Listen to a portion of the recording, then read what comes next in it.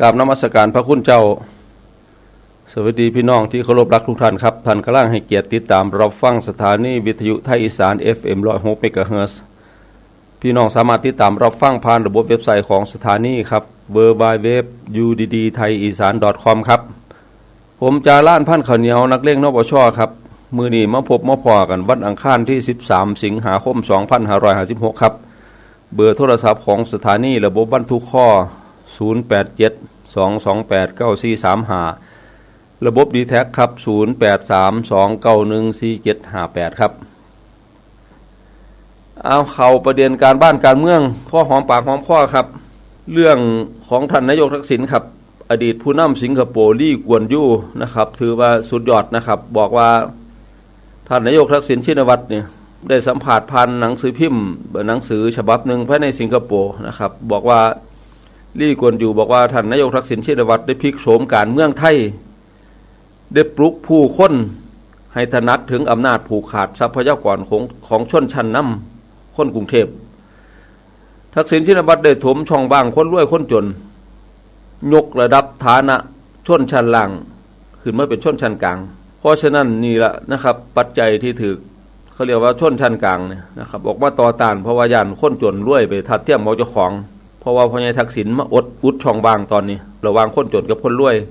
ซึ่งในหนังสือเล่มใหม่ของก็ออกว่างตลาดเร็วๆแล้วครับชื่อว่าหนังสือเป็นภาษาอังกฤษ One Man's View of the World ครับซึ่งอดีตนายกรัฐมนตรีเจ้าของสมญานามบิดาแห่งสิงคโปร์สมัยใหม่นะครับลี่กวนยูได้ออกมาแสดงทัศนะต่อความเป็นไปในโลกหลายแง่มุมครับซึ่งในตอนหนึ่งก็ได้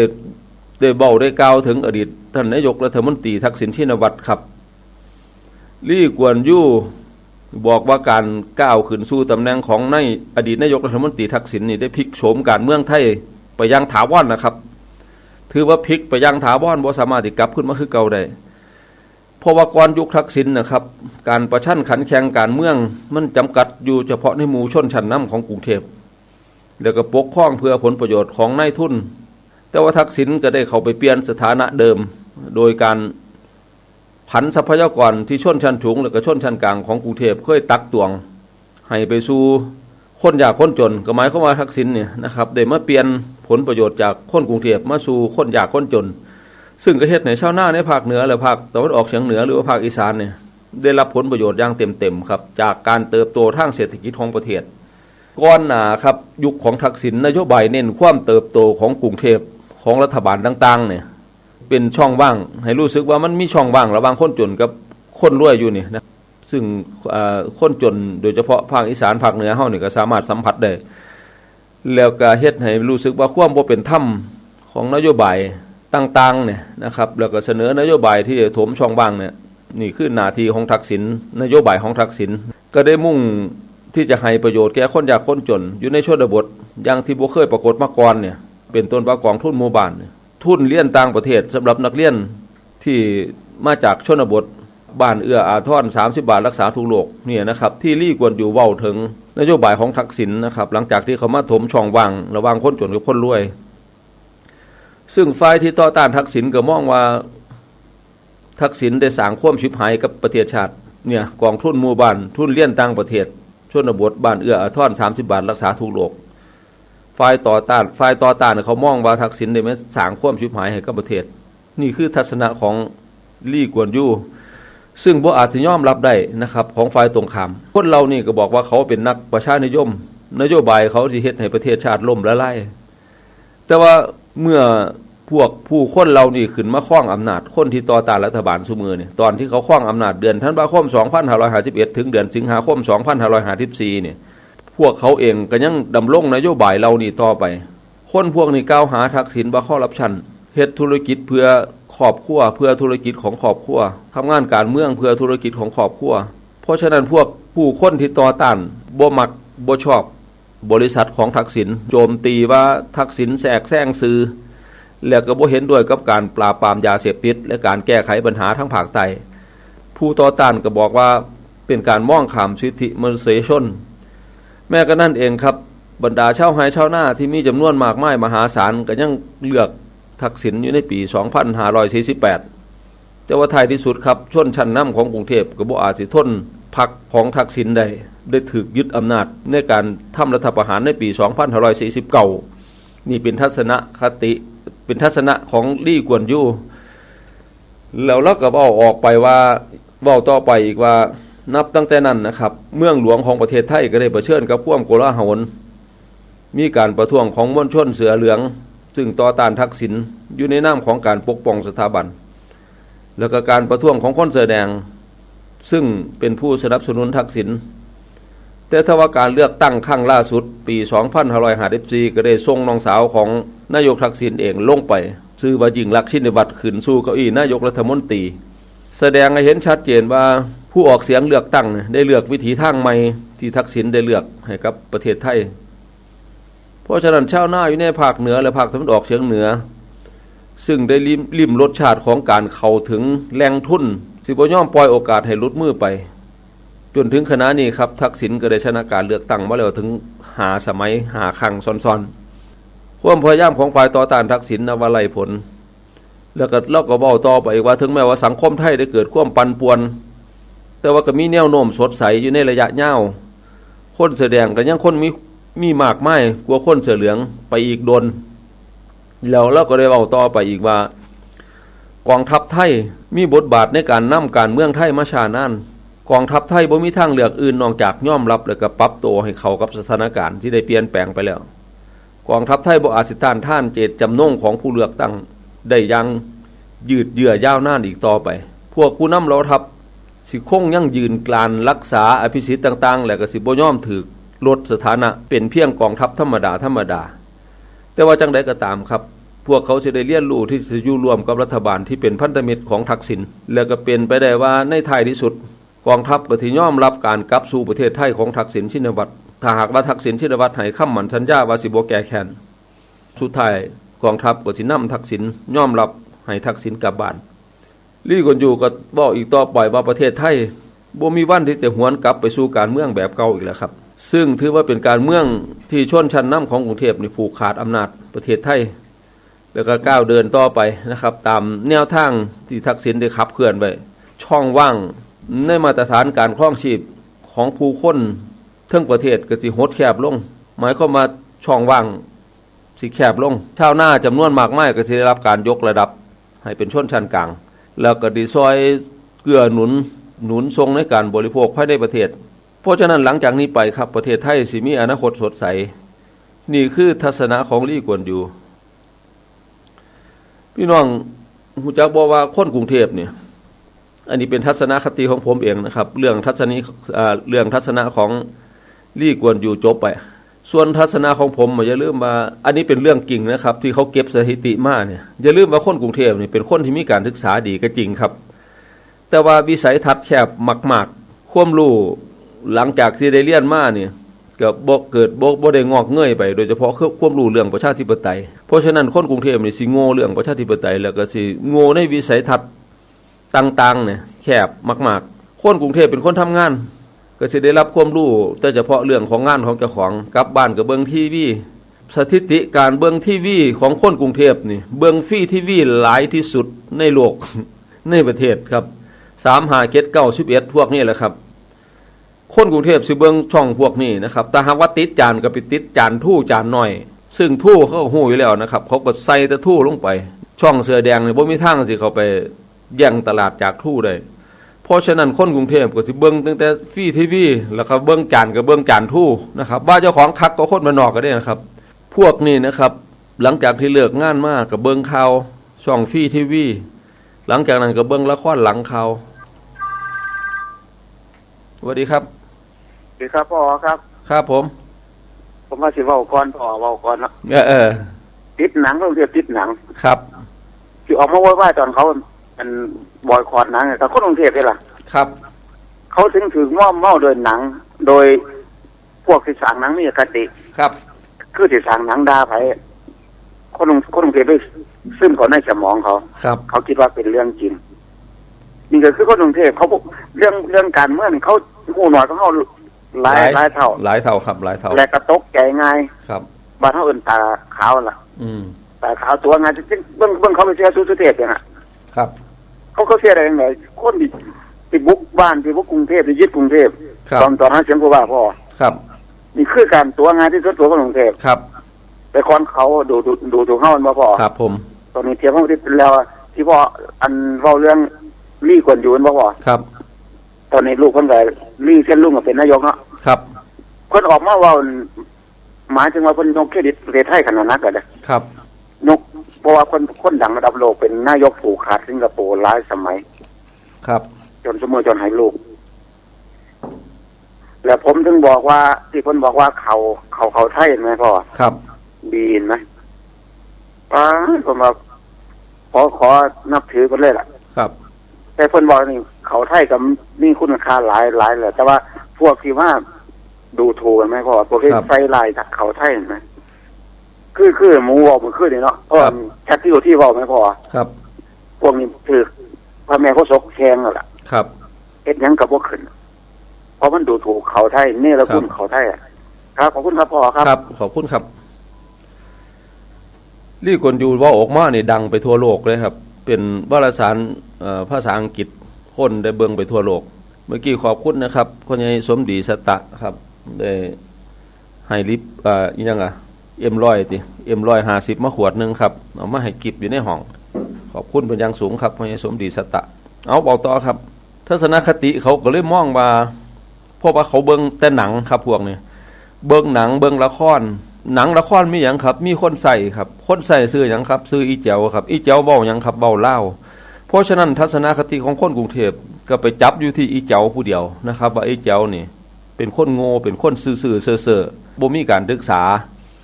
ภาพคนอีสานก็เลยเป็นหลอนคนเป็นอยู่ในความทรงจำของคนกรุงเทพตลอดมาเพราะว่าเขาเบิ่งแต่หนังที่ปัญญาอ่อนแล้วตั้งแต่ผู้สั่งคือดำเชิงยืนวานนะครับแล้วแต่ผู้สั่งมันสิคิดจังไดครับวิสัยทัศน์ของผู้สั่งก็ซ้ำนั่นแหละครับประเภทคนสองเพศเข้าห้องน้ำจักสิเข้าห้องใดเนี่ยครับเป็นผู้มาสั่งหนังเบิ่งการแต่งตัวของพระเอกกับนางเอกแล้วผมเห็นแล้วผมอยากหักนะครับผมเบิ่งบ่ได้เพราะหาหน้าที่ครับหนังพวกนี้เบิ่งแล้วมันเห็นวิสัยทัศน์ของคนสั่งเห็นวิสัยทัศน์ของคนพล็อตเรื่องขึ้นมาแล้วผมอยากอ้วกแตกเพราะว่ามันเป็นนิยายน้ำเนาแต่ว่าคนกรุงเทพมันก็เชื่อตามนั้นนะครับเชื่อหัวปักหัวปั่มเชื่อตามนั้นอีดีเพราะฉะนั้นวิสัยทัศน์ของคนกรุงเทพนะครับเขาก็มองว่าคนอีสานนี่ก็สิเบิ่งฟรีทีวีคือกันกับเขาติดจานก็สิติดจานทู่กับเขาแต่ว่าหาไม่ครับบ่ฮู้ว่าคนอีสานเขาติดจานดาวเทียมแบบจานดำฮู้ก็คนกรุงเทพหลายคนติดจานทู่อยู่ภาคอีสานนี่น้อยมากๆสถิติการติดจานดำการเบิ่งดาวเทียมของคนชนบทนี่ดีครับเปรียบเทียบสัดส่วนแล้วนะครับหลายกว่าคนกรุงเทพหลายเท่าตัวเพราะฉะนั้นแนวคิดความรู้ต่างๆนะครับวิสัยทัศน์ที่มองอีกมุมนึงนี่มองหลายแง่มุมเนี่ยมองการเมืองได้หลายแง่มุมโดยการนำเสนอของอาจารย์ดำโดยการนำเสนอของสถานีวิทยุชุมชนจังของสถานีวิทยุอีสานเนี่ยครับก็ได้เสนอมุมมองต่างๆเนี่ยของการเมืองเนี่ยให้พี่น้องได้ฮู้จักฟรีทีวีบ่มี10 ปีขึ้นหลังเนี่ยสิบ่มีสถานีวิทยุคืออย่างสถานีวิทยุอีสานสิบ่มีสถานีวิทยุคือสถานีวิทยุอีสานอัปเดตซึ่งมาออกมาวิเคราะห์วิจารณ์เรื่องการเมืองแบบเผ็ดร้อนแบบนี้ให้ความรู้กับพี่น้องประชาชนได้อย่างถึงพริกถึงขิงเนี่ยครับได้ถึงกึ๋นแบบนี้ซึ่งมันก็เฮ็ดให้คนชนบทเนี่ยนะครับฟังวิทยุการเมืองหลายฟังจานดาวเทียมการเมืองในสัดส่วนที่หลายกว่าคนกรุงเทพหลายเท่าโตเพราะฉะนั้นคนกรุงเทพเนี่ยคันสิเว้าไปคันสิว่าโง่เขาก็บ่ได้โง่เพียงแต่ว่าเขาได้รับข้อมูลที่ผิดคนที่เขาออกมาต่อต้านเนี่ยอย่าลืมว่าเขาก็ฮักประเทศชาติบ้านเมืองคือกันเขาฮักประเทศชาติด้วยความจริงใจเด้ครับที่เขาออกมาเนี่ยแต่ว่าเขาเข้าใจผิดเรื่องเกี่ยวกับข้อมูลข่าวสารเขาได้รับไปผิดเพราะฉะนั้นเขาก็ยังคิดว่าทักษิณยังโกงพรรคเพื่อไทยยังสื่อเสียงเพราะพวกนี้เขาบ่มีโอกาสที่จะได้มาสัมผัสชีวิตอีหลีความรู้สึกที่จริงแท้แน่นอนของอีหลีของคนชนบทเขาก็เบิ่งแต่ทีวีแบบเสรีสถิติแล้วที่คือผมว่าแหละครับเพราะฉะนั้นพี่น้องเฮาสามารถมองในอนาคตได้เลยว่าระหว่างคนกรุงเทพกับคนชนบทนี่ผู้ใดฉลาดกว่ากันเรื่องการบ้านการเมืองผู้ใดสิได้รับข้อมูลข่าวสารที่เป็นจริงกว่ากันในขณะที่คนกรุงเทพเนี่ยยังนึกว่าคนอีสานโง่เซ่อบ่มีโอกาสสิติดจานทู่คือเขาคืออย่างพวกเขาได้เบิ่งที่ไหนได้ครับพวกกูติดจานดำเบิ่งได้ทั่วโลกแล้วก็มีวิสัยทัศน์ที่กว้างกว่าสูหลายเท่าโตเลยพวกสูนี่ให้ข้อมูลทางฝ่ายเดียวนะครับโกงอย่างเดียว พวกกรุงเทพเนี่ยถือว่ารับข้อมูลข่าวสารที่บิดเบือนมากๆเบิ่งไปเบิ่งมากันน่าสงสารพวกเขาพวกสลิมคือกันนะครับพวกที่เขาออกมาเขาฮักประเทศชาติบ้านเมืองด้วยความจริงใจเด้อครับพี่น้องเพราะว่าเขาได้รับข้อมูลจังซั่นอีหลีเขาเชื่อจังซั่นอีหลีนะครับเพราะว่าเขาบ่มีโอกาสสิได้ฟังทัศนะสิได้ฟังข้อมูลข่าวสารที่ในอีกแง่มุมนึงนี่นะครับบางเทื่อนี่คนเขาไม่ได้เชื่ออีหยังนี่มันก็ได้เชื่อหัวปักหัวปั๊มแต่ว่ามื้อใดก็ตามถ้ามีคนไปเปิดความจริงให้เขาได้ยินนี่นะครับมันก็สิเปิดปั๊บทันทีนะครับอ๋อมันสิรู้สึกอ๋อเด้นะครับบางเทื่อนี่ถ้าคนบ่ไปสะกิดนี่บ่หูเมื่อคิงเด้คือจังเฮาเนี่ยครับแต่เชื่ออีหยังไปนี่ก็สิเชื่อไปแต่ว่ามื้อนึงเนี่ยมีคนมาสะกิดปั๊บเอามึงคือบ่มองมุมนี่ลองเบิ่งมุมนี่อาจสิเป็นอีกมุมนึงเด้ที่ควรสิเบิ่งถ้าเขาหันมาเบิ่งปุ๊บเนี่ยเขาสิฮู้ทันทีว่าโอ้ทักษิณบ่ได้โกงนะครับคือพวกที่เขาคิดคือพวกเขาที่ได้ข้อมูลที่ผิดๆมาจากซื้อเลือกข้างจากซื้ออำมาตย์ที่เสียประโยชน์พี่น้องต้องเข้าใจบางเทื่อก็น่าเห็นใจคือกันในพวกสลิมนี่ที่เขาออกมาเว้าอยู่เปล่าเดี๋ยวเว้าแบบโง่ๆปัญญาอ่อนนี่เพราะหยังเพราะได้รับข้อมูลมาจังซั่นอีหลีนะครับเป็นนักวิชาการใหญ่ๆทั้งนั้นเลยครับที่ออกมาเว้าแต่ว่าหลังจากที่เฮาได้ไปฟังคนที่เขารู้เรื่องเศรษฐกิจอีดีเรื่องข้อมูลอีดีนี่เฮาก็ฮู้อีกมุมนึงคือกันมันคนละเรื่องที่เขาให้กันมาเนี่ยนะครับนักวิชาการเองก็บิดเบือนเพราะฉะนั้นก็เฮ็ดในพวกสลิมพวกอย่างทั้งหลายเนี่ยนะครับเขาออกมาเพราะว่าพวกนี้ก็ถือว่าเป็นสัดส่วนที่น้อยมากๆเป็นสัดส่วนที่น้อยมากๆที่ยังเสือพวกสลิมอยู่เนี่ยนะครับเพราะฉะนั้นวิธีการแล้วเฮาคือต้องนั่งคุยกับเขาดีๆครับเปิดมุมมองให้เขาเห็นนะครับอย่าทะเลาะกันเปิดมุมมองให้เขาเห็นด้วยทัศนคติที่ดีต่อกันมันเป็นจังซี่เด้อธิบายเขาฮู้ให้เขาเห็นค่อยๆเว้าไปในเมื่อมันเว้ากันบ่ได้ก็หยุดหนีไปหาลงให้ลงหน้าโอกาสมื้อหน้าก็จังมาว่าใหม่เว้าข้อมูลใส่กันมันโกงจังไดของเจ้าโกงจังไดอย่าไปด่ากันนะครับคันด่ากันนี่แทนที่สิได้เขามามีแต่สิสูญเสียเข้าไปวิธีการที่สิดึงคนมาเนี่ยก็คือให้ข้อมูลของเขาให้มันถูกต้องนั่นคือวิธีการครับ2ปีที่ผ่านมาเนี่ยรัฐบาลของนายกยิ่งลักษณ์เนี่ยได้ฟ้าพายุทางการเมืองฟ้าโจรสลัดและก็หินโสโครกมาอย่างปลอดภัยก็มีคำถามต่อไปอีกว่ารัฐหน้าว่ายิ่งลักษณ์สิฟ้ามรสุมลูกฤดูกาลเนี่ยไปได้หรือไม่นะครับผมว่าสบายบินเสิร์ฟครับเดือนสิงหาคมเดือนกันยายนทุกปีก็สิมีมรสุมมีพายุการเมืองกับคล้ายๆกับพายุในทะเลซึ่งก็จะมีผลต่อเรือทุกลำทุกฝ่ายคล้ายกันผู้ใดรู้จักการปรับใบเรือปรับหางเสือในการรับคืนได้หลอดที่ผ่านมาครับเดือนกันยายน2549รัฐหน้าว่านายกทักษิณ2ครับซึ่งท่องทะเลมาได้แค่ปี6เดือนพยายามสิฟ้าพายุทางการเมืองแต่ว่ากระถือพวกโจรสลัดเข้าไปยึดเรือในปี2551พายุการเมืองก็ได้พัดลัดหน้าบ้านนายกสมัครศูนย์ทรเวชลัดหน้าบ้านนายกสมชายวงศ์สวัสดิ์ชนหินโสโครกพวกตลกพิวัตรจมลงทั้ง2ลำซึ่งรัฐบาลสมัครตั้งมาได้8เดือนรัฐบาลสมชายเพิ่งตั้งได้มาบ่ถึง3เดือนก็จมลงชนหินโสโครกของตลกพิวัตรเดือนสิงหาคมปี2554ที่ผ่านมาครับนายกยิ่งลักษณ์ชินวัตรจัดตั้งรัฐบาลยังบ่ทันได้เสร็จดีครับม่วนน้ำขนาดยักษ์ก็ออกมาเขื่อนต่างๆได้ไหลบาลงมาท่วมภาคกลางจนถึงกรุงเทพครับเป็นอุทกภัยใหญ่ในรอบ100ปีแต่ว่ารัฐนาว่าที่สร้างด้วยเสียงของประชาชนลำนี้ครับยังบ่ทันได้ถือกระแสน้ำพัดจมลงจากนั้นเรือก็ออกจากแม่น้ำมุ่งสู่ทะเลใหญ่ครับหน้าว่าของยิ่งลักษณ์ชินวัตรต้องฟ้าฟันอุปสรรคคลื่นล่มการเมืองและอุปสรรคมากมายนโยบายและก็เป้าหมายที่วางไว้สิไปถึงหรือไม่ทุกคนที่เห็นคลื่นล่มการเมืองก็คิดว่าลำบากที่รัฐหน้าว่าของยิ่งลักษณ์ชินวัตรที่ฟ้าฟันอุปสรรคต่างๆไปได้ก็นับว่าเป็นครั้งแรกในประวัติศาสตร์ครับที่มีกัปตันผู้ยิ่งเข้ามาเพื่อที่ควบคุมขบวนเรือขนาดใหญ่ถึงแม้ว่าสิมีทีมงานที่มีประสบการณ์มาซอยก็ยังลำบากครับในขณะที่มีคนเอาใจซอยก็มากมายมีคนสาบแช่งก็เยอะหลายคนคิดว่าขบวนเรือลำนี้บ่น่าสิไปรอดไปได้ถึง6เดือนเพราะว่าเหตุการณ์ที่ผ่านมาเนี่ยบ่ดนเนี่ยบ่แม่นเพียงแต่ว่าคลื่นลมทางการเมืองธรรมดายังมีเรือที่ถูกโจรสลัดยึดไปทั้งเรือทั้งลำแล้วก็สินค้าลูกเรือก็ถูกจับไปขัง5ปีมีเรือถูกคลื่นซัดไปชนหินโสโครกจมลงบ่หน่อยลำแต่ว่าหลังจากที่กัปตันหญิงครับชื่อว่ายิ่งลักษณ์ชินวัตรได้นำขบวนเรือออกไปทะเลใหญ่อีกครั้งนึงเนี่ยครับจาก6เดือนเป็น1ปี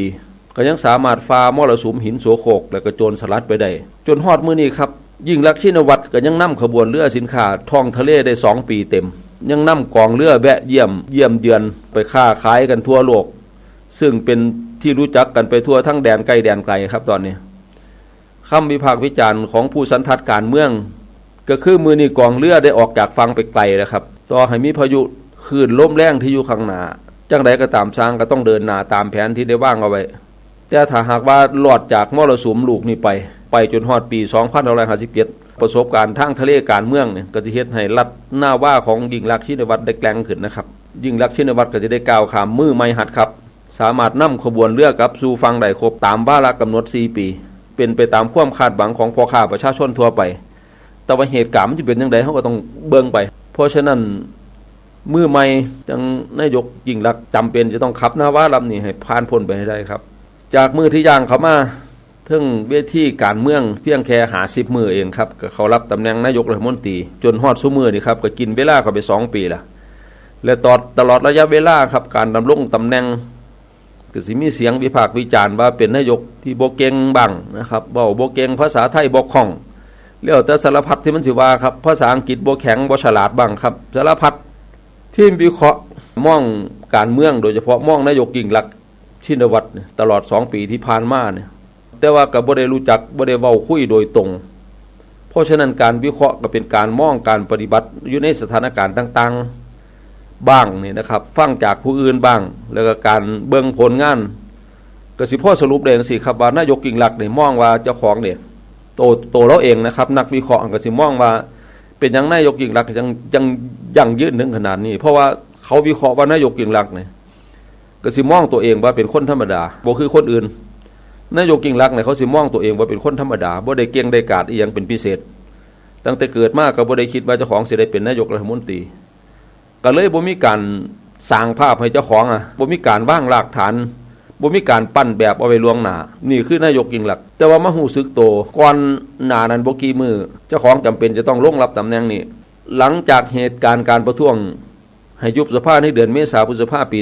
2563เพราะว่าชาวบ้านเฮาเนี่ยออกมาต่อสู้จนเจ้าของตาย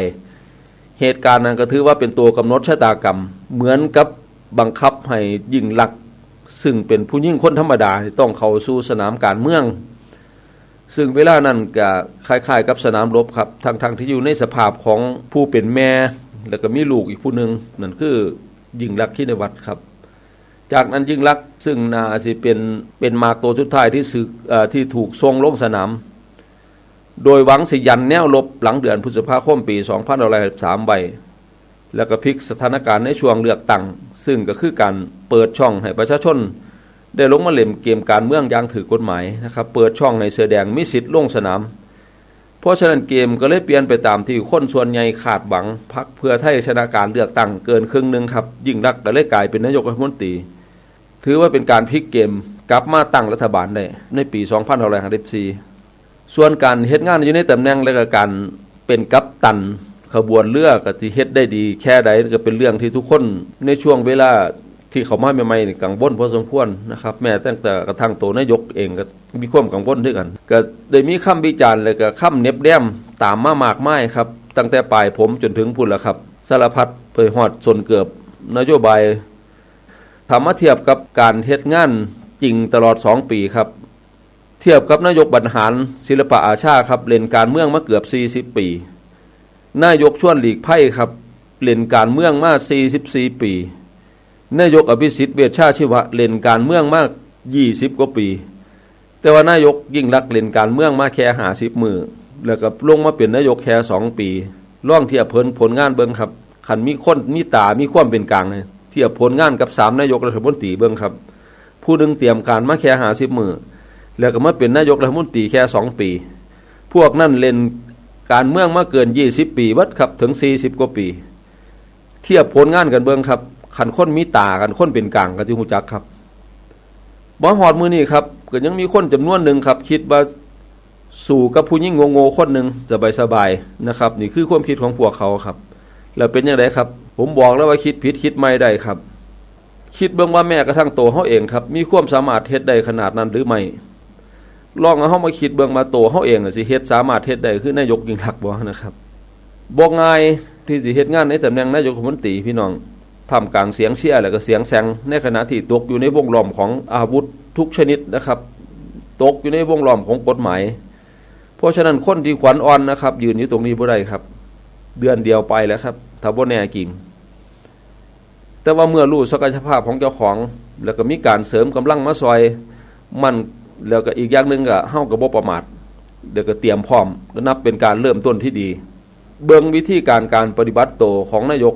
ในทุกด้านผลงานตลอด2ปีที่ผ่านมาเฮาต้องยอมรับว่าเป็นนายกมือใหม่ที่เฮ็ดงานได้ดีมีความสามารถพอสมควรเพราะว่า1แหละครับเวลาลงสนามจริงครับยิ่งลักษณ์ก็เป็นกัปตันทีมที่เล่นเป็นทีมเล่นตามแผนที่วางไว้ครับเสื้อฟังโค้ดเป็นอย่างดีอันที่2ครับผมว่านายกยิ่งลักษณ์อดทนขยัน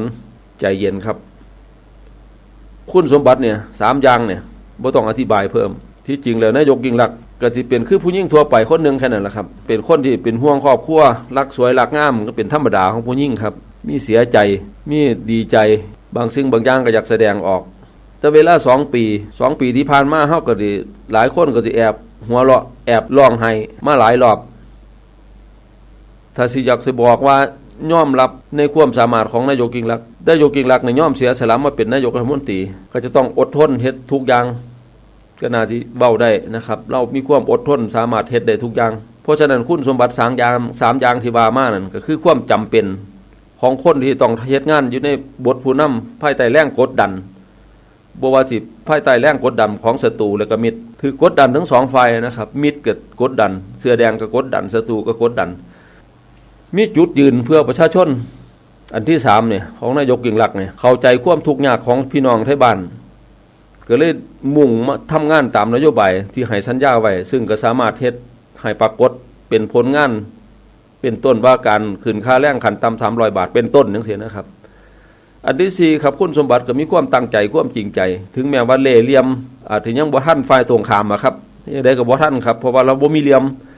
แล้วก็คนที่อยู่รอบข้างก็เหลี่ยมจัดคือกันแต่ว่าความตั้งใจความจริงใจกลับกลายเป็นโล่ป้องกันโตเป็นอาวุธอีกชนิดนึงครับของนายกยิ่งลักษณ์จากนี้ไปครับนายกยิ่งลักษณ์ก็ต้องสะสมประสบการณ์เติมเขี้ยวเล็บเอาไว้แต่ควรหนามากๆเติมขึ้นให้มันแข็งแกร่งกันทุกมือครับคือกับนักการเมืองคนอื่นๆเนี่ยว่าครับแต่ว่าจะไปใส่เล่ห์เหลี่ยมจะไปใส่เขี้ยวเล็บคือกันกับพวกนายกคนอื่นๆนะครับนายกบรรหารเล่นการเมืองมา40 ปีนายกชวนเล่นการเมืองมา44 ปีนายกอภิสิทธิ์เล่นการเมืองมา20 ปีนายกยิ่งลักษณ์เล่นการเมืองมา2 ปีคันให้เวลาผู้หญิงคนนี้นะครับผู้หญิงผู้เนี่ยนะครับนายกยิ่งลักษณ์เนี่ยให้เวลาแล้วอีกจัก4 ปีต่อจากนี้ไปนะครับอีก2 ปีเนี่ยลองมาประเมินกันใหม่อีกก็ได้นะครับอันนี้เราเฮ็ดแค่2 ปีเฮากับสามารถประเมินได้ครับเปรียบเทียบกับนายก3 คนที่ผมว่ามานี่ได้อย่างชัดเจนถ้าให้มันครบ4 ปีรอเวลาอีก2 ปีเนี่ยนะครับมาประเมินกันใหม่นะครับบ่รู้ว่าสิเป็นจังได๋ฮอดตอนนั้นนะครับสิสะสมเขี้ยวเล็บจังได๋ความจริงใจกับประชาชนถือว่าเป็นเรื่องหลักครับถึงแม้สิมีเขี้ยวเล็บปานใดก็ตามสร้างครับขอให้มีความจริงใจกับพี่น้องประชาชนถือว่าเป็นเรื่องใหญ่เรื่องหลักถ้าขาดสิ่งนี้ไปในยุคนี้นะครับบ่ว่าสิเป็นรัฐบาลชุดใดก็ตามประเทศใดก็จบครับเพราะฉะนั้นยิ่งลักษณ์รู้จักการใช้ที่ปรึกษาครับสิ่งที่นายกยิ่งลักษณ์ที่ต้องการหลายที่สุดในมื้อนี้ก็คือประสบการณ์และก็ความคิดของที่ปรึกษาที่อยู่รอบข้างครับแล้วก็ต้องหามือปฏิบัติดีๆที่อยู่รอบข้างครับต้องเป็นมือดีนะครับบ่เป็นมือน้ำเนาเสียๆคือพักมาแรงสาบนะครับแต่ละตัวหยิบขึ้นมานี่เป็นตะทีบทั้งนั้นนะครับเน่าเหม็นทั้งนั้นนะครับซึ่งทั้งเบิดก็สิถ่ายทอดบทเรียนผ่านการต่อสู้จริงปฏิบัติจริงฝ่าฟันอุปสรรคแล้วก็ความเป็นความตายจริงๆอีหลีอีหลอครับมื้อนี้นายกยิ่งลักษณ์กับใส่ที่ปรึกษามากพอสมควรเช่นเดียวกับเหล่าปีเช่นเดียวกับโจโฉเช่นเดียวกับโอบามาซึ่งก็มีภาระทางการเมืองหรือการบริหารที่เขามาให้ครบคิดตัดสินใจตลอดเวลาเพราะฉะนั้นผู้ที่เป็นที่ปรึกษาเนี่ยจะต้องมีขีดความสามารถซึ่งปัจจุบันผู้นำการบริหารประเทศที่พัฒนาแล้วก็ได้ใส่ความเก่งกาจเฉพาะด้านของทีมงานจำนวนมากๆนะครับเพื่อเขาพัฒนาประเทศชาติให้ก้าวไกลไปทั้งสิ้นนะครับต้องมีทีมที่ปรึกษาที่ดีปัญหาและก็เป้าหมายการพัฒนาประเทศไทยเนี่ยมันมีมากมายหลายเรื่องแต่ว่ามื้อนี้ถึงแม้ว่าสิมีโอกาสได้เข้าไปเป็นนายกรัฐมนตรีบ่เป็นเรื่องง่ายๆประการที่6ครับความซื่อสัตย์ถึงแม้ว่านายกสิมุ่งมั่นอุทิศโตเฮ็ดหน้าที่กัปตันอย่างเต็มที่แต่ว่าในขณะที่เรือยังแล่นอยู่ในท้องทะเลกลางทะเลนี่จำเป็นต้องสำรวจลู่รั่วของเรือนำเลยครับ คอบกพร่องของนาว่าลำนี้นำนะครับจะต้องอุดรั่วแล้วก็ซ่อมแซมให้ทันเพราะว่าการปฏิบัติงานในใส่คนจำนวนมากโอกาสของการทุจริตการรั่วไหลก็มีมากนั่นคือร้อยรั่วที่จะเป็นจุดอ่อนของเรือต้องปิดจุดอ่อนซึ่งทั้ง6ประการนะครับก็ถือว่าเป็นความสามารถพื้นฐานที่บ่เป็นความเก่งพิเศษแต่ว่าคันเฮ็ดได้ทั้ง6ข้อตลอดไปเนี่ยก็ถือว่าสิบรรลุเป้าหมายที่วางเอาไว้เหนือความเก่งกาจของคนทั้งหลายประเมินแล้วครับพายุการเมืองในช่วงนี้ครับการชุมนุมคัดค้านพรบนิรโทษกรรม7สิงหาคมก็ผ่านไปนะครับด้วยดีแต่ว่าเกมทั้งทอนถนนกับผมบ่รู้ว่ามันสิเป็นสภาพจังไดต่อไปอาจสิมีการลุกขึ้นมาอีกลุ่มๆดอนๆฝ่ายต้องการสิล้มรัฐบาลก็อันนี้ก็ยังเดินเกมต้านพรบนิรโทษกรรมก็ต้านบ่อยู่แล้วครับจักหน่อยก็ว่าเรา2ว่าเรา3ที่น่ากลัวก็เพื่อเขาหวังผลอยู่ใน3อย่างขั้นแรกก็เพื่อให้รัฐบาลถอยแล้วก็ถ้ารัฐบาลบ่ยอมถอยถ้าเขาผ่านวาระแรกไปได้นี่ขั้นที่2ก็เพื่อหวังผลให้มีระยะเวลาในการแปรยตินี่วาระที่2เนี่ยเขาสิตั้งไว้30มื้อแต่ว่าสุดท้ายก็ได้แค่7มื้อครับอันที่3ครับเพิ่มแรงกดดันให้การประท้วงให้เบิ่งมันน่ากลัวน่ารุนแรงขึ้นซึ่งเบิ่งแล้วบ่น่ากลัวแม้แต่สิมาหาได้ออกมาก็บ่เป็นตาย้านแล้วครับตอนนี้ในเมื่อพนักพิงอยู่ข้างหลังนี่มันบ่ใครนั่นแล้วครับเก้าอี้มันพนักพิงบ่ดีแล้วนี่ฝ่ายรัฐบาลก็สิเดินหน้าผ่านวาระแรกพรบนิรโทษกรรมวาระ2วาระ3ต่อไปนะครับจากนั้นก็โครงการอื่นๆนะครับบ่ว่าสิเป็นการอีหยังล่ะพรบโครงการพื้นฐาน 2.2 ล้านอีหยังต่างๆเราเนี่ยก็สิพังผู้ออกมาแล้วครับทยอยกันออกมาเรื่อยๆอาจสิมีการพิจารณาคดีหรือว่าการร้องเรียนที่เกี่ยวข้องกับศาลและก็องค์กรอิสระนะครับแทรกเข้ามาหลายคดีในช่วงนี้ซึ่งสิมีผลกับทั้ง2ฝ่ายครับการประท้วงที่เห็นในช่วงนี้ก็สิมีรูปแบบบ่ใครมีผลอีหยังแหละครับสรุปว่า2ปีที่ผ่านมาเนี่ยรัฐหน้าว่านายกยิ่งลักษณ์เนี่ยบ่แม่นว่าสิผ่านอุปสรรคต่างๆไปได้เพราะว่าโชคช่วยผ่านหินโสโครกผ่านคลื่นลมมาเพราะว่าโชคช่วยแต่ว่าเป็นเพราะว่าแรงหนุนจากประชาชนบ่ว่าสิเป็นคนเสื้อแดงคนเสื้อบ่แดงที่ปรึกษามือไม่รอบข้างความขยันทุ่มเทความอดทนของตัวนายกเองครับแล้วก็ความซอยเหลือจากผู้บ่ประสงค์สิออกนามอีกจำนวนบ่น้อยจากนี้ไปนะครับถ้าหากว่าพวกเฮาเองนี่ยังแน่นแฟ้นกันอยู่นี่ยังบ่แตกแยกความสามัคคีเนี่ยเฮาเฮ็ดได้คือ2ปีที่ผ่านมาเนี่ยรู้จักอดทนรอเวลารอคอยเวลารอคอยโอกาสน่าสิผ่านมรสุมไปได้คือกันในช่วงนี้ถึงแม้ว่าช่วงนี้โจรสลัดบ่ทันได้เห็นแต่ว่าเฮาก็บ่ควรสิประมาทคลื่นลมแรงอาจสิพัดหน้าว่าไปปะทะกับหินโสโครกเฮ็ดให้เรือทะลุได้นะครับหน้าว่าเฮาอาจสิจมไปได้เพราะฉะนั้นต้องมีความรอบคอบมีความระมัดระวังมีความอดทนรู้จักรอคอยโอกาสที่ผ่านมา2ปีครับเบิดเวลาครับพี่น้องพบพ่อกันใหม่มื้อหน้าครับ